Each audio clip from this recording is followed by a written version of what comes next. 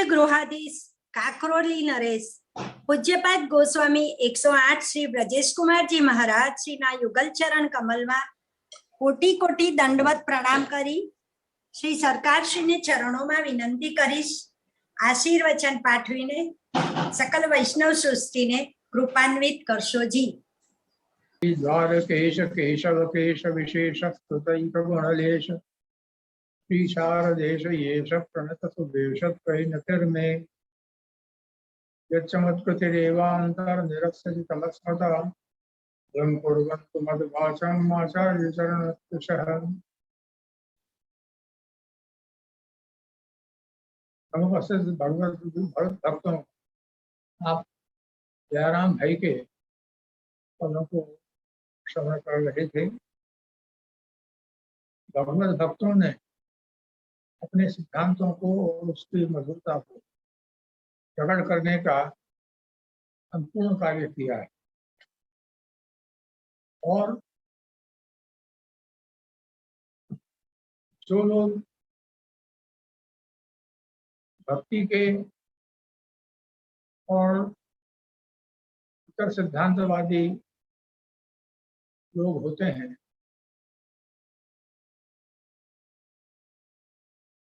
वो लोग इनमें कई न्यूनताएं निकाला करते हैं। जैसे दान है, दान क्या होता है? दान वास्तव में एक टैक्स का नाम। महर्षि चाणक्य के प्रकार में भी राजा को कहा है कि जो इनकम होती है लोगों में, उसका चौथा भाग कम से कम राज्य के आश्रय में आना चाहिए। तो अपने यहाँ उस रूप से ब्रज में नंदराय जी ब्रज के राजा हैं और वो अपने राज्य में इस प्रकार का कोई टैक्स नहीं लगाए हुए, परंतु भगवान ने मनोविनोद के लिए ये टैक्स के रूप में नहीं था, भगवान का एक विशिष्ट लीला क्रम था और उसके कारण से उन्होंने दान मांगना शुरू किया। तुम बसरा दही बेचने को जा रही हो, दूध बेचने को जा रही हो, उसका कुछ तो हमको देते जाओ। ये टैक्स जो है प्रायः कालांतर के अनेक धर्मों में भी ये चीज आई है। जो अमुक के धर्म के संचालन के लिए अमुक द्रव्य जमा कर रहे हैं, ये अनेक धर्म के विभिन्न शाखाओं में ऐसी चीज चलती है। वो उस न्याय के लिए है कि जो इस रूप में कहा जाता है राज्य का अमुक भाग राज्य को मिलना चाहिए, तो भी तो वो जो उसका रूप था, उसका रूप लेकर भगवान ने एक विनोद करना शुरू किया। ये वास्तव में विनोद है गोपिकाओं से बात करके। तो हमको क्या दे के जा रही हो? दूध दे के जा रही हो, दही दे के जा रही हो, क्या है? हम तो गोरस लेंगे। तो ये जो चीज है, ये भगवान की उस भावना के ऊपर आधारित है जहाँ गोरस जो ये अपन दान में देते हैं वो दही नहीं होता, दही के संग में शक्कर होती। दही खट्टा दही नहीं, मीठा दही। तो भगवान को जो मिष्टान्न प्रसन्न है, वो मिष्टान्न श्री प्रभु को समर्पित किया जाए तो वो फलदायी होता है।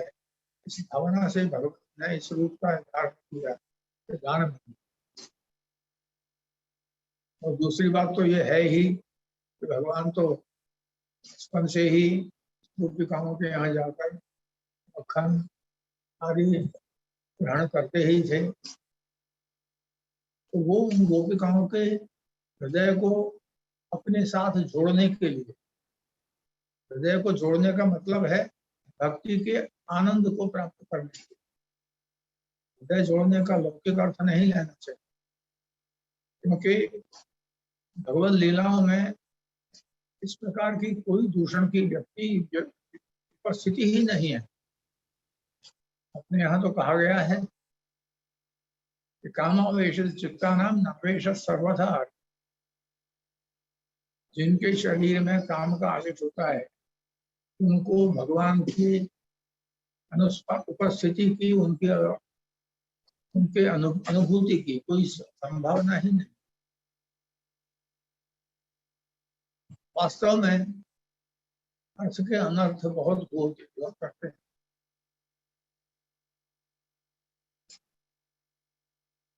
श्री प्रभु के स्वरूप को जब अपन नहीं जानते,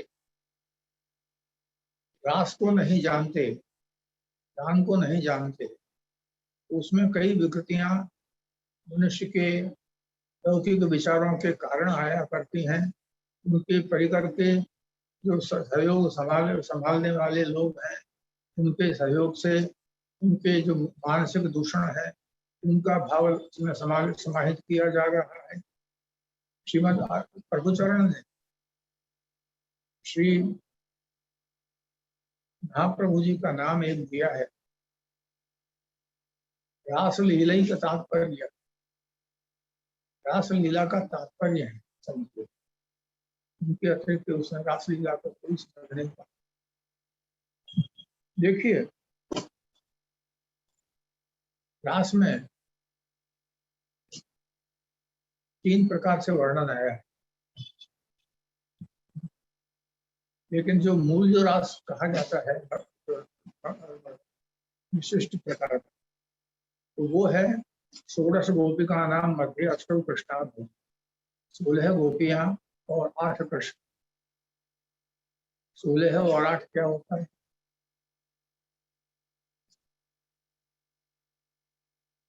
24। ये 24 संख्या जो है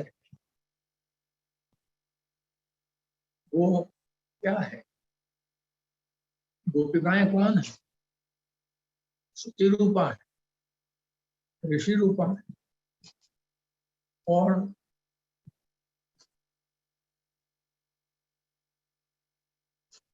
जो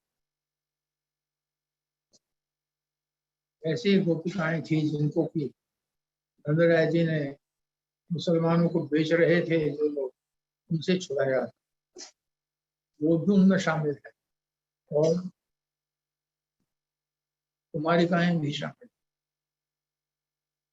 उनके उस रास को जिस दूषित मस्तिष्क से लोग समझते हैं कहते हैं, उसको देखकर ये होता है कि वास्तव में लोगों की एक मानसिक वृत्ति को मंदिर से बाहर रखने के लिए ही पुराने मंदिरों के ऊपर कुछ ऐसी प्रतिमाएं की गई, तो जिनको देखने के वाले उन्हीं को देखकर चले जाएं, उनको दर्शन करने के लिए आने की जरूरत नहीं, क्योंकि भगवान को प्रिय है ही नहीं।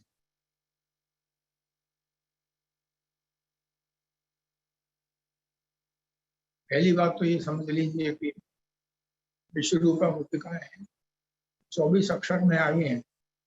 क्या है? गायत्री।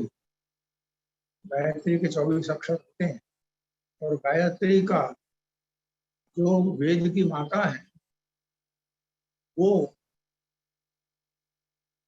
श्री प्रभु के साथ जो परम ब्रह्म है, और जो बालक हैं 7 वर्ष के, उनके साथ नृत्य कर रहे हैं। उनमें कैसी दूषित भावनाएं भरके दास को बदनाम किया जाता है।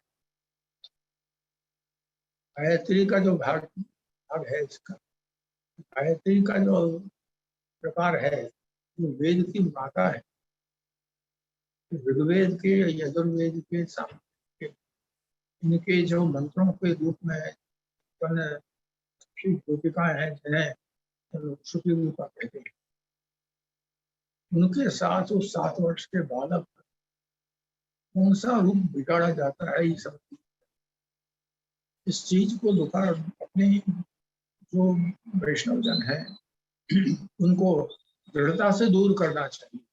ये चीज क्या होती है। दूसरी बात, गायत्री है तो गायत्री त्रिपदा होती है, और गायत्री त्रिपदा होती है तो सबसे पहले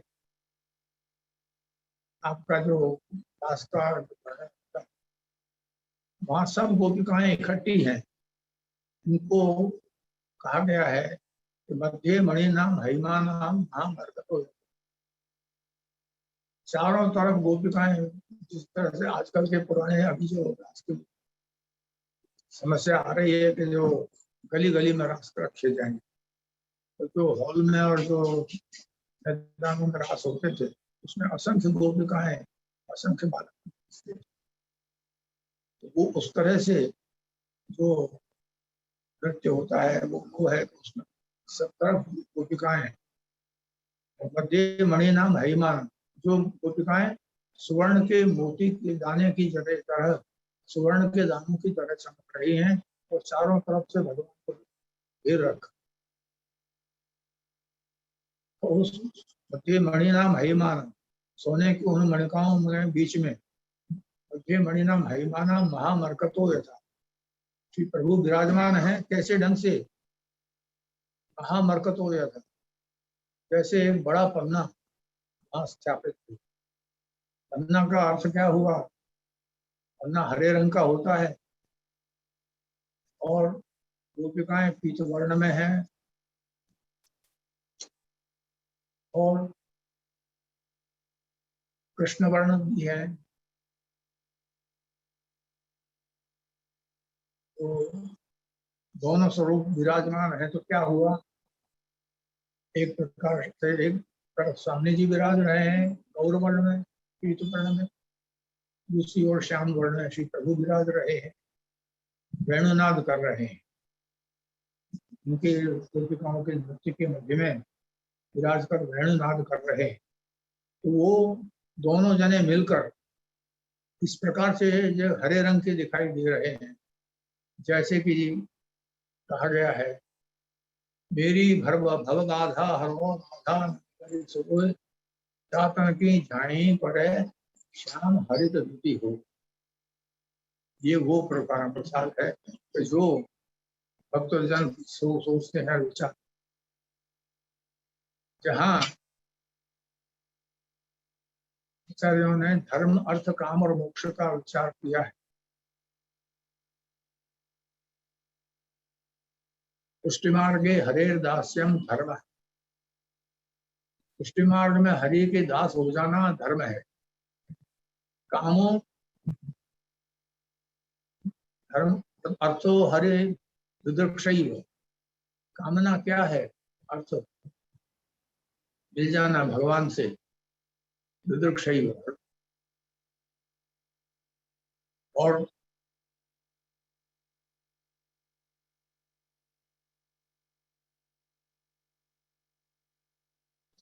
पुष्टि मार्गे हरेर दासो धर्म, हरिदेव ही, हरि स्वयं ही अपने धर्म है, द्रव्य है अपने, इसीलिए निधि स्वरूप कहे जाते हैं। जिन निधि स्वरूपों का वर्णन किया जाता है वो उस भाव से ही सेवित हैं कि वो वही हमारे धर्म है, और हमारी उनका शरण दास होना उनका धर्म है, और वो उस धर्म से हमें ये धन प्राप्त हुआ। और कामो हरेर दुदृक्षी, काम जो है वो क्या है हमारा? कि आपको दर्शन करना, हमारा दर्शन करना काम है। काम यहाँ वासना से संबंध रखता ही नहीं, जहाँ वहां उसको इतना दूषित किया जाता है जो वास्तव में एक घृणास्पद वस्तु। मैंने कहीं कहीं ऐसी बातें सुनी और देखी, इसलिए तो इस चीज को श्री महाप्रभु जी ने समझाया है कि रास क्या है। दूसरा रास है त्रिपदा है गायत्री, तो तीसरा दूसरा पद है, पहला पद तो ये है मध्य मणि नाम महिमा नाम महामर्कतो यथा, दूसरा पद है अंगनामंतरा माधवो माधवम माधवम चांतरेण अंगना इत्थमा कल्पिते मंडले मध्यगः संजगौ वेणुना देवकी नंदनः। ये जो वर्णन किया गया है, एक गोपी एक कृष्ण, एक गोपी एक कृष्ण, अनेक कृष्ण के रूप धारण किए हैं और अनेक गोपिकाएं रास में साथ नृत्य कर रही हैं। नृत्य कर रही हैं वो ऋषि रूपाएं, श्रुति रूपाएं, ऋषि रूपाएं। वो जो प्रकार है वो दूसरा त्रिपदा में है, दूसरा पद। तीसरा पद है वो जो षोडश गोपिका नाम मध्य अष्टम कृष्ण। इस प्रकार से गायत्री का 3 पद का अर्थ है और इसको अपन आचार्यों ने समझाया है। श्री प्रभु चरण ने इस चीज को व्यक्त किया। रास लीला का जो अनुभव और रास लीला की जो विधाता समझे हैं, तो आप श्रीमान चरण समझे हैं, उन्होंने उससे इस प्रकार से दान लीला का भी प्रभाव भी है, जहाँ उनका आनंद विनोद है और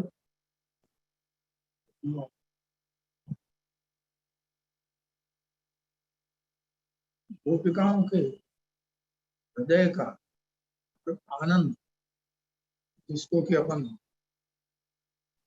आनंद जो शब्द है स्वरूप की उस स्थूल प्रक्रिया को समझाता है। वो आनंद रूप परमात्मा रूप है।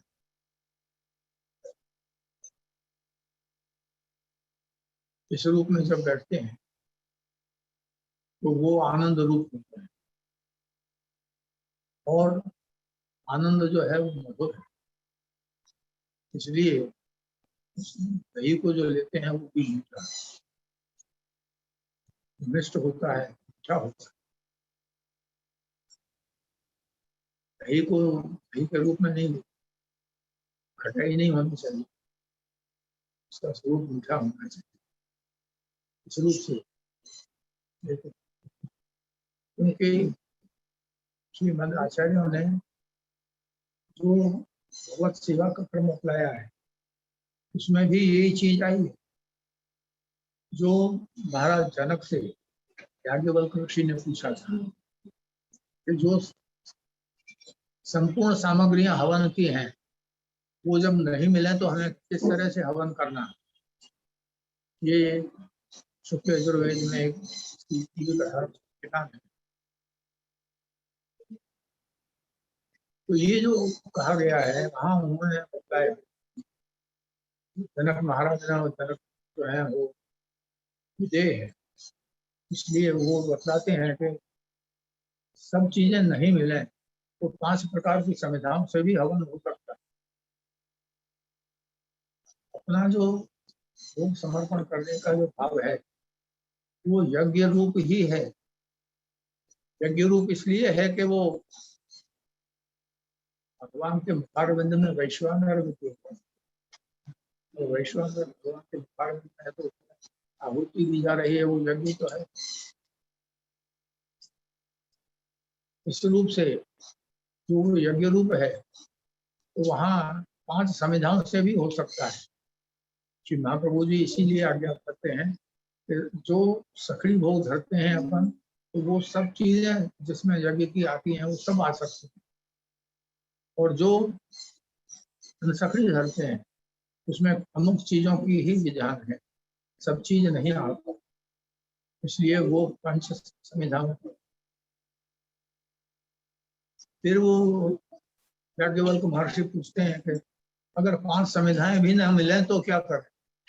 तो वन के किसी भी काष्ठ से कर, वन का किसी भी काष्ठ से कटो का मतलब है कि जिसको अपन कहते हैं दूध घर फलफूल में।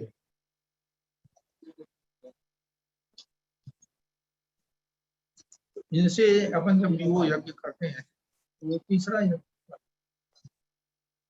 चौथा यज्ञ का प्रकार उन्होंने पूछा, तो ये भी ना मिले तो क्या करें? तो उन्होंने कहा कि खाली घी से हवन कर दो।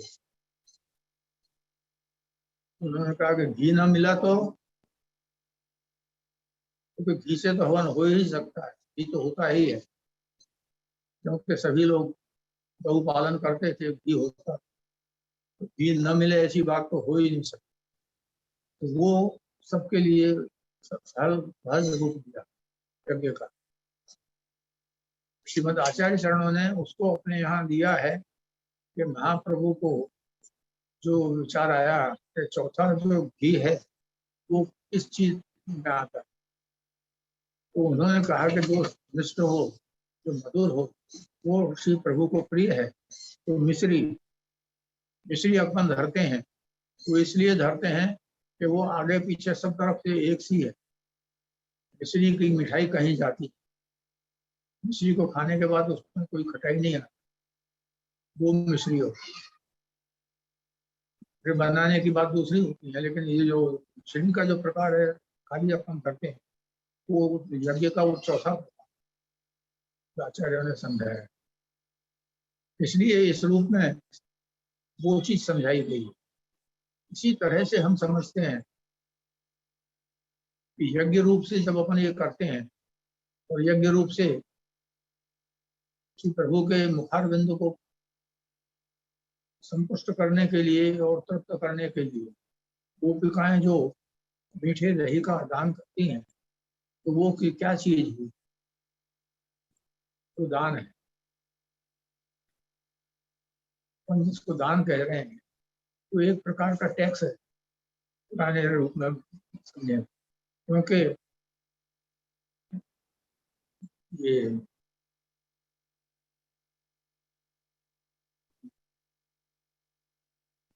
इस रूप में ही तो समझाया गया कि राज्य का जो राजा है वो उसके सभी प्रजा से उसकी कमाई का चौथा भाग मांग सकता है। ये नीति शास्त्र में भाग है, चाणक्य के ये शास्त्र में। तो ये जो शास्त्र में उल्लेख किया है, इस रूप में आपने वो दान के मन से, ऐसे मैंने समझाया बीच में कि ऐसे कई धर्म क्षेत्र भी हैं और कई धर्म देव सिद्धांत के संप्रदाय भी हैं, जिनमें इस तरह से अमुक द्रव्य प्रत्येक से ग्रहण किया जाता है, वो उसकी संचालन की प्रक्रियाओं में आता है। श्री पुरुषोत्तम जी ने आचार्य वंश को वृत्ति चलाने के लिए स्ववृत्तिवाद नाम का एक ग्रंथ लिखा। तो स्ववृत्तिवाद में उन्होंने बतलाया है कि अपने जीवन चलाने के लिए क्या क्या करना। उस प्रक्रिया से ही संप्रदाय के आचार्यों ने अपने जीवन को चलाया है। वर्तमान में तो बहुत कुछ बदल चुका है, क्योंकि आचार्यों का एक सिद्धांत था और उन्होंने अपने शिष्यों को भागवत की कथा से विरक्त कर दिया था। दूसरे कोई भी पुराण की कथा वाँचो, भागवत को मैं समझा चुका हूँ कि ये द्वादश स्कंद द्वादशांग वही पुरुष श्री गोवर्धन धर का मूल स्वरूप ही है, तो उनको हम कम से कम वो न करो, क्योंकि वो अपने ही आराध्य को बाहर विक्रय करने की बात हो जाए, क्योंकि उससे द्रव्य लोगे तो वो उनको बेच देना होगा। इसलिए भागवत की कथा मत करो, दूसरे पुराणों की कथा करो। ये अपने आचार्य ने स्पष्टता था। और इस प्रकार से उन्होंने उन दूसरे जो उनके शिष्य थे, अभी मुझे नाम स्मरण में नहीं आता, परंतु उनको अन्य पुराण की कथाओं में लगाए। अन्य पुराणों में भी कथा है, पद्म पुराण में भी कथा है, वो सब कथाएं हैं, भगवत चरित्र हैं, सब कुछ है, परंतु वो द्वादशांग पुरुष रूप पुरुषोत्तम का स्वरूप नहीं, इसलिए उसकी कथा नहीं करें। कथा करें तो उसका कोई द्रव्य था। ये चीज स्पष्टतः कही गई। ये प्रवृत्तिवाद में नहीं आना, इस रूप को अलग से समझना चाहिए। लेकिन श्री प्रभु की लीलाओं को अनुभूत करने के लिए, उस चीज को समझने के लिए और जानने के लिए ये दान का प्रकार चलता है जो दहिते और उसके, तो वो स्पष्टतः भगवत लीलाओं का एक भाव अपने स्वरूप में उतारने के लिए, भगवत लीलाओं को समझाने के लिए दही कैसे आना चाहिए और क्या आना चाहिए, इस रूप में मैंने ज्ञान लीला का संक्षेप में और रास लीला का संक्षेप वर्णन किया है। इस चीज को समझना जरूरी है कि रासलीला कोई ऐसी नहीं है कि जिसको आज आज जिस नाम से उसको कहा जाता है, जिस रंग में कहा जाता है, 7 वर्ष के बालक और प्रभु गोपिकाएं उनसी प्रक्रिया समझ रहे हैं।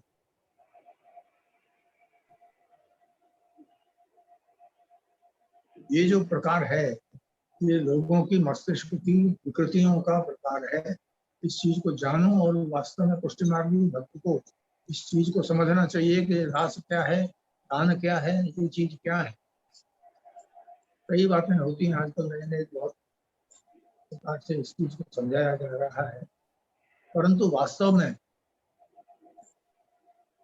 जो श्रीमद आचार्य चरण के वंश में है, वो श्रीमद आचार्य चरण के सिद्धांतों पर चलने वाले हैं, वो उस रूप में अपने आप को प्रस्तुत करते हैं कि जहां वो स्वयं नहीं परंतु ऋषि वल्लभ है। आजकल की तो ये स्थिति है,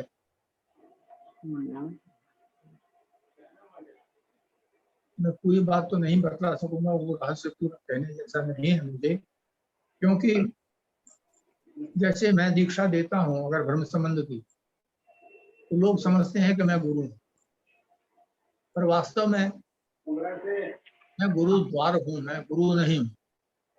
मेरे द्वारा श्री आचार्य जब दीक्षा दिलाते हैं तब वो दीक्षा होती है।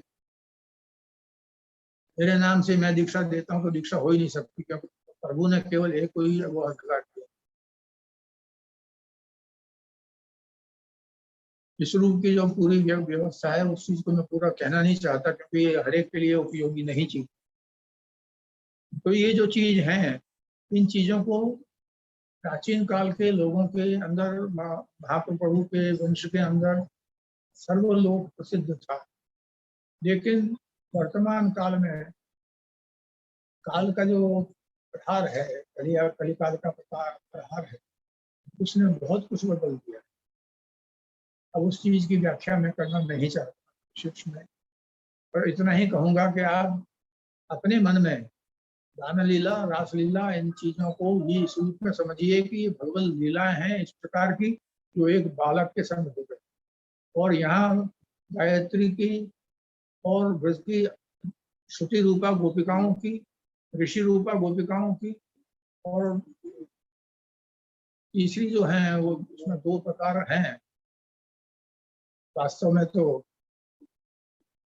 श्री यमुना जी की सहचरियां भी हैं, जो वनचरी कही गई, उनको भी श्री यमुना जी ने बताया। श्री यमुना जी का प्रकार है और कुमारिकाओं का प्रकार है, जिनको बेचने के लिए उस समय ले जा रहे थे, ने छुड़ाया।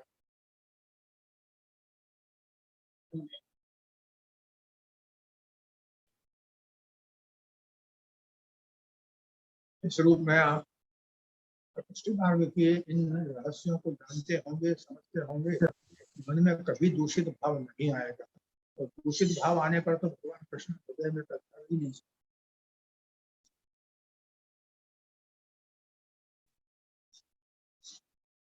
धन्यवाद। मैं आप सब लोगों को अपनी ओर से आचार्य वंशी होने के कारण आशीर्वाद प्रदान करता हूँ कि आप लोग पुष्टि मार्ग की सही परिपाटी को मानें, सही परिपाटी को। ये परिपाटी संप्रदाय के उन बातों से अलग नहीं है कि जो उसमें वर्णन में दी गई, परंतु उनके रूप को, उनके कारणों को, उनकी बातों को समझना चाहिए कि वास्तव में क्या स्थिति।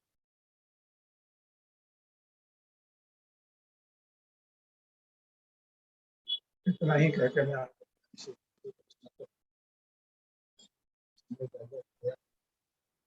श्री द्वारिकाधीश की जय। बड़े सरकार अम्मा जी प्रणाम चचे श्री युगल चरण रविंद्र